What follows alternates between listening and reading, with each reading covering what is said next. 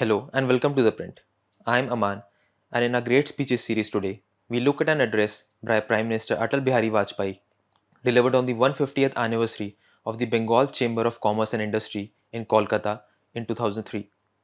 We revisit this speech today as West Bengal prepares to welcome a new government after the BJP stormed to power in the assembly polls, ending the TMC's 15-year rule. The fiercely contested election once again brought into focus the industrial decline of Bengal, with the BJP blaming the TMC for it while promising to revive mills and factories in the state. In his 2003 speech, Vajpayee flagged this decline, which, according to him, began around the end of the early post independence period. The Prime Minister began by highlighting that West Bengal was a pioneer of industrialization even before India gained independence, and later earned the reputation of being the cultural, educational, and industrial capital of India. He said, in the closing decades of the 19th century and the early decades of the 20th century, Bengal became the cultural, educational, and industrial capital of India. Such was its fame and reputation those days that Bengal's prowess gained a legendary aura around it. What Bengal thinks today, the rest of India will think tomorrow, it used to be said. End quote. The Prime Minister then raised some questions about the economic decline of Bengal. He said, Bengal was the undisputed leader and promoter of industrial culture in India till the late 1960s. Why did it lose its way thereafter? From a position of number 1 in the early post-independence period, it declined to a position somewhere in middle by the close of the century. As recently as 1981, West Bengal's per capita income was above the national average. 2 decades later, it fell below the national average. Why did this happen? Why did businesses leave Bengal? Why did new investments skip Bengal? End quote. For Vajpayee, the best people to answer these questions were the people of Bengal. He said, I have heard many Bengalis who have gone out of Bengal ask these questions. Outsiders can only surmise that the arrival of dogmatism saw the departure of development. Sometimes in the affairs of organizations, provinces, and even nations, extreme positions rule the roost for some time, but the price of the folly is paid for years and decades to come. Vajpayee then stressed the need for India and especially West Bengal to catch up with the rest of the world, as people's expectations were rising fast. He said, it is clear that there is a need for introspection by all sections of society in West Bengal. I am not saying this to sermonize to others, but I do wish to stress that life is forcing us to find new answers to old questions. Today, no country, no state, and no city has the luxury of wanting to remain sluggish and stagnant. Our people's expectations are rising fast.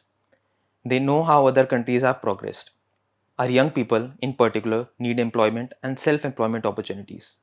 I am told that this problem is especially acute in West Bengal. Employment and self employment opportunities cannot be created without faster economic growth. Therefore, India has a lot of catching up to do, and within India, Bengal has a lot of catching up to do. End quote. The Prime Minister expressed hope for Bengal to once again become the economic powerhouse and advance like other states. He said, world leaders often wonder at India's steadily growing economic strength. It is true that our progress so far is uneven, both geographically and socially. Therefore, what I would like to say today is that West Bengal should soon become the economic powerhouse of the East and join the ranks of speedily advancing states of India. End quote. Vajpayee acknowledged the shift happening in the state and called on the government to accelerate the revival of business sentiments by creating an investment friendly environment in Bengal. He said, I am happy that in recent years winds of change are blowing in Bengal, although quite mildly so far. The West Bengal government has begun to constructively respond to the new challenges.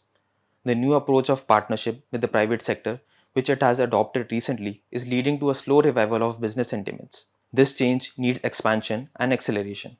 I urge the state government to create a strong pro-business and pro-investment environment in West Bengal. For this, the entire government machinery, right down to the last clerk, should gear itself up with a new work culture and a new pro-growth mindset. End quote. The Prime Minister also highlighted that Bengal had the talent and resources needed for an economic revival. He said, Bengal has nearly all it takes to achieve a speedy economic revival. There is a large network of colleges and professional institutions. Many of them are highly reputed. Bengali scientists, administrators, managers, and other professionals who are working in other parts of India and abroad have earned a big name for themselves. In recent years, healthy saplings of new economy enterprises in information technology, biotechnology, and pharmaceuticals have been planted in West Bengal. End quote. Concluding his speech, Vajpayee invoked Tagore and said that for Bengal to become prosperous, everyone needed to come together. He said, I shall conclude my remarks by recalling Gurudev Rabindranath Tagore's dream for Bengal, which he expressed in just two evocative words, Shonar Bangla. This was not a poet's flight of fancy.